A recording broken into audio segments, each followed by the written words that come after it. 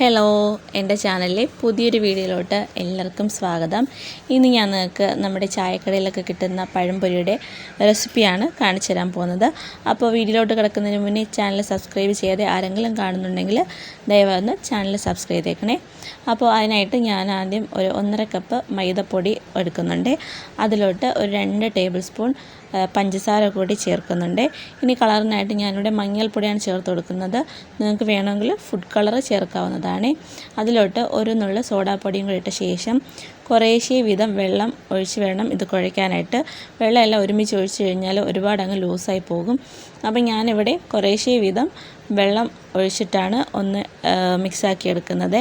ഒരുപാട് ലൂസാകാനും പാടില്ല, അതേപോലെ തന്നെ ഒരുപാട് കട്ടിയാകാനും പാടില്ല. നമ്മൾ കേക്കിൻ്റെ ബാറ്ററൊക്കെ എടുക്കുന്ന പോലെ കുറച്ചും കൂടെ ലൂസായിട്ട് ഒന്ന് വേണം.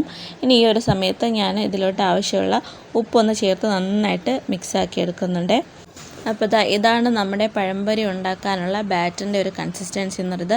നമ്മൾ പഴം ഇതിലോട്ട് മുക്കുമ്പോൾ മാവ് ഇതിൽ നന്നായിട്ട് കോട്ടാവണം. അതുകൊണ്ട് ഈ ഒരു കൺസിസ്റ്റൻസിയിൽ തന്നെ ബാറ്റർ എടുക്കാൻ ശ്രദ്ധിക്കുക.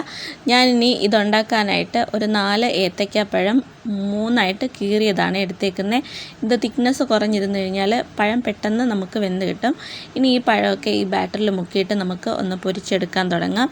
അപ്പോൾ ഞാൻ ഒരു പീസ് ഒന്ന് മുക്കിയെടുക്കുന്നുണ്ട്. നമ്മുടെ ബാറ്ററിൽ ഇനി എണ്ണ ഒന്ന് ചൂടാക്കാൻ വെച്ചിട്ടുണ്ടായിരുന്നു. ആ എണ്ണയിലോട്ട് ഓരോ പഴത്തിൻ്റെ പീസും ബാറ്റർ മുക്കി ഞാനൊന്ന് ഇട്ട് കൊടുക്കുന്നുണ്ട്. ഞാൻ 3 പീസ് വെച്ചിട്ടാണ് ഫ്രൈ ചെയ്തെടുക്കുന്നത്. ഇനി ഇതിൻ്റെ ഒരു ഭാഗം ഒന്ന് മുരിഞ്ഞ് വരുമ്പോൾ അടുത്ത ഭാഗം ഞാനൊന്ന് മറിച്ചിട്ട് കൊടുക്കുന്നുണ്ട്. ഇതും കൂടി മറിച്ചിട്ട് ശേഷം ഇതിൻ്റെ അടുത്ത ഭാഗം കൂടെ നന്നായിട്ട് മൊരിഞ്ഞ് വരുമ്പോൾ നമുക്കിത് എണ്ണയിൽ നിന്ന് കോരി മാറ്റാം. ഇപ്പോൾ നമ്മളുടെ ഈ പഴംപൊരിയുടെ അടുത്ത ഭാഗമൊക്കെ ഒന്ന് മുരിഞ്ഞ് നമ്മുടെ പഴംപൊരി ഒന്ന് റെഡിയായി വന്നിട്ടുണ്ട്. ഇനി എണ്ണയിൽ നിന്ന് ഞാനിത് മാറ്റുവാണേ. ഇതുപോലെ തന്നെ നമ്മൾ ബാക്കി കട്ട് ചെയ്ത് വെച്ചിരിക്കുന്ന എല്ലാ പഴവും ഇതുപോലെ ഒന്ന് എണ്ണയിലിട്ട് പൊരിച്ചെടുക്കുന്നുണ്ട്. ഇതിൻ്റെ ക്രിസ്പിനെസ് ഒന്ന് കൂട്ടാനായിട്ട് നിങ്ങൾക്ക് ഈ ബാറ്ററി മിക്സ് ചെയ്യുമ്പോൾ അതിലോട്ട് ഒരു 2 ടേബിൾ സ്പൂൺ റവയോ അല്ലെങ്കിൽ അരിപ്പൊടിയോ ചേർക്കാവുന്നതാണ്.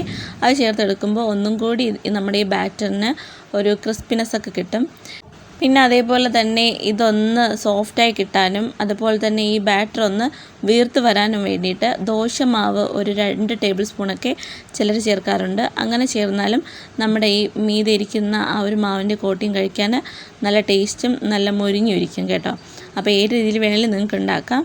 അപ്പോൾ റെസിപ്പി എല്ലാവരും ഒന്ന് ട്രൈ ചെയ്ത് നോക്കിയിട്ട് നിങ്ങളുടെ ഫീഡ്ബാക്ക് കമൻറ്റ് ബോക്സിൽ രേഖപ്പെടുത്താൻ മറക്കരുത്. അപ്പോൾ പുതിയൊരു വീഡിയോ ആയിട്ട് വീണ്ടും കാണുന്നവരേക്കും ബായ്.